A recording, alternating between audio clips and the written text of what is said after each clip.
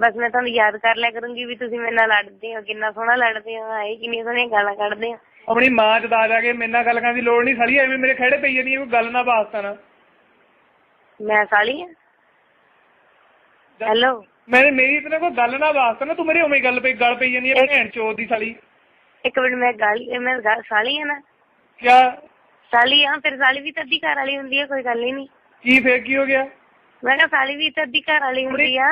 जे जे ज्यादा चोदना चाहनी है कि इत्थे कोई पिया होना उत्ते चोदला ले फिर मैंने शौक नहीं ना आएगा इन्ना है। मैं कहा शौक नहीं है, बुलाउंदी तो मैं तुहानू रही हां। क्यों मैं क्यों दवां तेनू अपना? मैं अपनी घर वाली कहूंगा। मैं नहीं कहा पहले मेरे नाल करके देखो तो सही भी तुहाडा खड़ा हुंदा कि नहीं। मेरा नहीं हुंदा खड़ा। फिर आओ तो सही एक बारी खड़ा करके दिखा लेने आपां। ना मेरा खड़ा हुंदा ही नहीं। आ जा तू अपनी भैन च दा साली हराम दी एवें मेरे गल पई जांदी फुद्दी होण दी। होर गल कर होर सारी रिकॉर्डिंग की करनी है? 33 तक मोबाइल है, रिकॉर्डिंग तू टट्टे दी करनी है? हाँ की क्या?